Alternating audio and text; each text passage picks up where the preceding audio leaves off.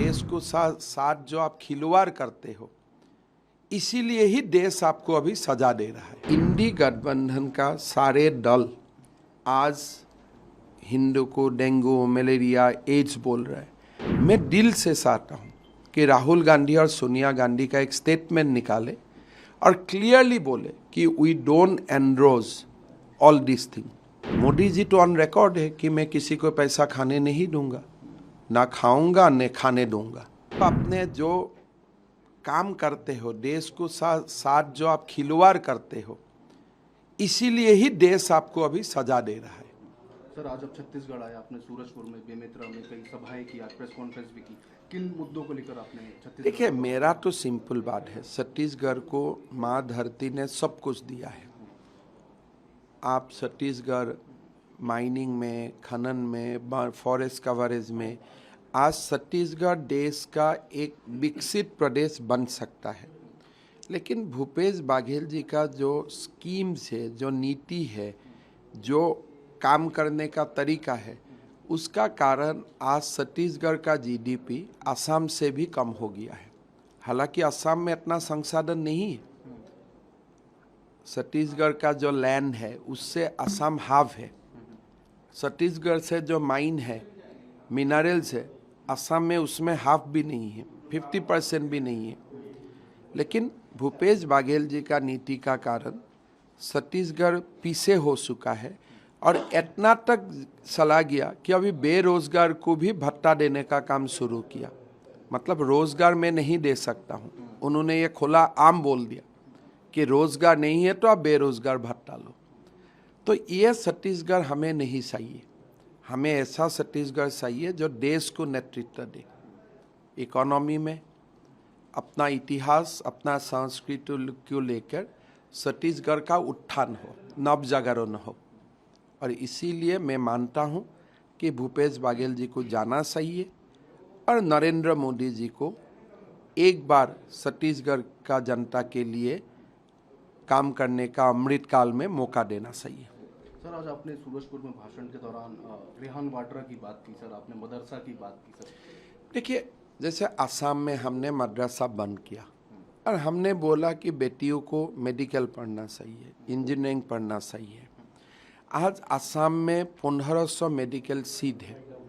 Out of 1500 seat, 285 seat में मेरा मुसलमान बेटा बेटियों पढ़ते हैं।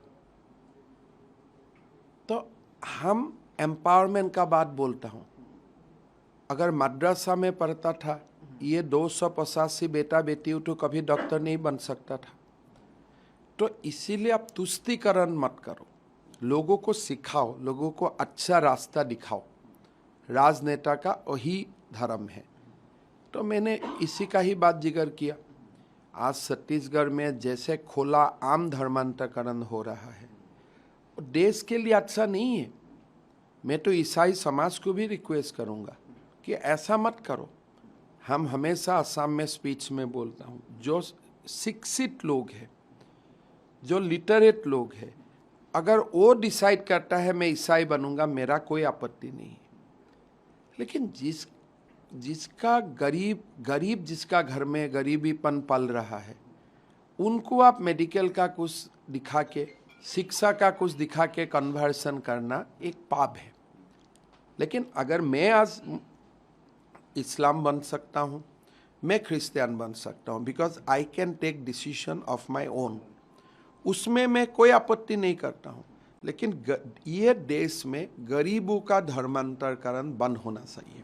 सर, सीएम बघेल तो क्लेम करते हैं कि जितने ज़्यादा church farmer CM Raman Singh की गवर्नमेंट में बने, उतने तो कभी नहीं बने। सबसे ज़्यादा तो धर्मांतरण ये सब देखिए, ये रमन सिंह का दिन में हुआ, बघेल जी का दिन में हुआ, ये मेजरमेंट का बात नहीं है।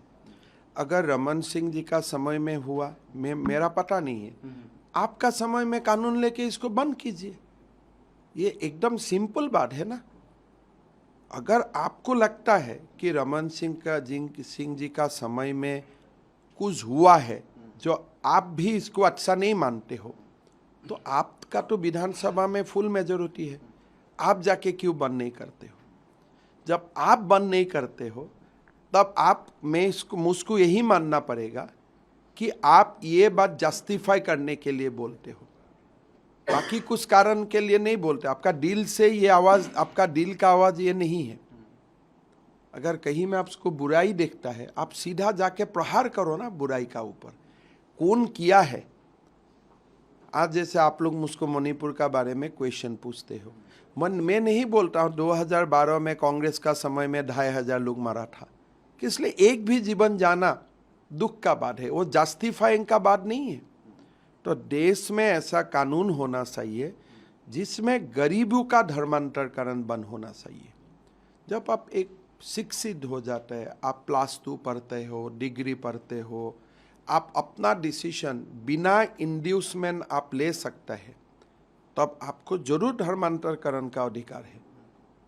तो ये सब मुद्दा है, चुनावी मुद्दा है, समाज का मुद्दा है, और ये सब मुद्दा खोल के बोलना भी चाहिए, नहीं तो रुक जाते हैं कहीं ना कभी। सर, आपने बाबर की बात की, क्या आपको लगता है कि रोहिंग्या और यहाँ पे भी छत्तीसगढ़ में भी बहुत ज़्यादा बसावट हो गई? देखिए, छत्तीसगढ़ ऐसा है, अभी हमने काल परसों एक केस एनआईए को दिया हूँ। पहले तो असम में घुसपैठी आते थे, अभी घुसपैठी त्रिपुरा असम होते हुए मेन लैंड तक आना शुरू कर दिया, और वो लोग आके फिर नेटिव किसी को शादी करके धीरे धीरे धीरे धीरे स्टेबलाइज हो जाता है। तो आसाम वो दौर से गुजर चुका है। तो इसीलिए मैं भारत का बाकी प्रदेशवासियों को निवेदन करूंगा कि आसाम का दिल में जो दुख है आज, ये दूसरा प्रदेश में होना नहीं चाहिए। छत्तीसगढ़ में रोहिंग्या आना शुरू हुआ है, जो भी उपाय से अभी बंद करिए, नहीं तो जो उनका लेवल ऑफ बार्ड है 10:2, 12:2, और डेमोग्राफी चेंज होने में समय नहीं लगता है, तो इसको आइडेंटिफाई करो, कैंप है कैंप में ले जाओ। लेकिन अपना बीच में अगर एक बार घुस गया, निकालना मुश्किल है। तो ये वो बात छत्तीसगढ़ का लोगों का मैंने ध्यान आकर्षित किया। सिद्धांत तो छत्तीसगढ़ का लोग ही लेगा, लेकिन हम एक पीड़ित प्रदेश है, तो इसीलिए हमारा दुख का बाद हमने यहाँ रखा। बाबर की बात करें, बाबर तो हकीकत है। बाबर ने राम मंदिर को ध्वंस किया था, समाज जीवन को ध्वंस किया है। आज भी कोई बाबर है नया युग का, तो उनका खिलाफ हमें, हिंदू हो मुसलमान हो, सबको नज़र रखना चाहिए नया दिन का बाबर का ऊपर। इसलिए बाबर होने से हिंदू मुसलमान का भी भाईचारा खत्म हो जाते हैं। ना हमें मंदिर को ध्वंस करना है, ना हमें मस्जिद को ध्वंस करना है। तो इसीलिए बाबर समाज में नहीं आना चाहिए। Sir, last question sir, second last question sir. TS Singhdeo आपके मित्र, आपने बात की, आप कांग्रेस में थे, बीजेपी में आके सीएम बने, और यहाँ पे 2.5 साल के बाद वो सीएम नहीं बन पाए, ऐसी चर्चा मीडिया में। देखिए, 2.5 साल का बाद टीएस सिंहदेव को सीएम बनना था, नहीं बना, ठीक है। शायद गांधी फैमिली को पूजा करने में इनका कुछ कमियां रह गया, लेकिन आगे जाके ये 1.5 महीना के लिए वो डिप्टी सीएम क्यों बना?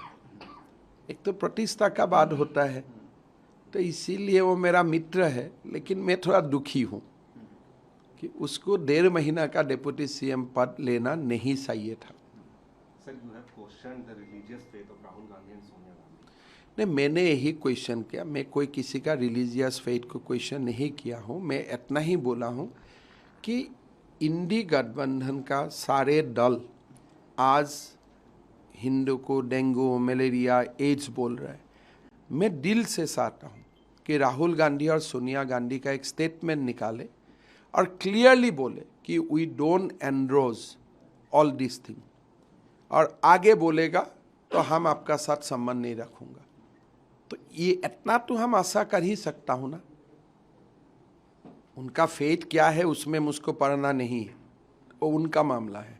लेकिन जो देश का मेजॉरिटी कम्युनिटी का ऊपर आक्रमण होता है, और आक्रमण आपका गठबंधन या आपका दल का अंदर से ही होता है, तो आपका दल का मुखिया होने का नाते आपको एक प्रिंसिपल स्टैंड लेना चाहिए। सर, आपने काफी एलिगेशंस भी लगाए करप्शन को लेकर। घोटाला गवर्नमेंट स्टेट गवर्नमेंट घोटाला देखिए, सरकार के ऊपर। ये ईडी ने बहुत सारे रेड्स यहाँ किए, चाहे वो कोल स्कैम हो चाहे लिकर स्कैम हो। उसके बाद बघेल गवर्नमेंट ये कहती है कि ये जो रेड्स हैं सेंट्रल गवर्नमेंट के डायरेक्टिव्स। नहीं, रेट तो सेंट्रल गवर्नमेंट का डायरेक्टिव से ही तो होगा। बीजेपी नहीं, जरूर तो बीजेपी का डायरेक्टिव में ही होगा। मोदी जी तो ऑन रिकॉर्ड है कि मैं किसी को पैसा खाने नहीं दूंगा, ना खाऊंगा न खाने दूंगा। तो और किसका डायरेक्टिव में होना चाहिए? और ऐसा डायरेक्टिव देने का हिम्मत किसका है भारत में? खाली नरेंद्र मोदी का ही है कि मैं खाऊंगा भी नहीं और खाने भी नहीं दूंगा। तो मोदी जी खाया भी नहीं और छत्तीसगढ़ में भी किसी को खाने नहीं देगा, असम में भी किसी को खाने नहीं देगा। तो ये उनका तो स्टैंड है, उसमें क्वेश्चन का क्या बात है? वो तो पॉलिटिकल मोटिव है उसके पीछे। पैसा तो मिला है ना, उसका बात तो पॉलिटिक्स नहीं रहा। अगर रेड हुआ, कुछ नहीं मिला, और आप लोग भी बोलता है नहीं नहीं वो लोग ईमानदार है, उनका घर में रेड होना ना इंसाफी है, तो अलग बात है। क्या आप गारंटी से बोल सकते हैं उस व्यक्ति का ऊपर? और नकदी तो मिला ही है, तो उसका बाद ये पॉलिटिकल कहाँ रहा? तो भूपेश जी का एक साफ सभी है, ये सबको वो पैट्रोनाइज नहीं करना चाहिए, उनको बोलना चाहिए ये लोग को सजा होना चाहिए, फांसी होना चाहिए। तो भूपेश जी ये लोगों को प्रोटेक्ट नहीं करना चाहिए, गलत संदेश जाते हैं समाज में।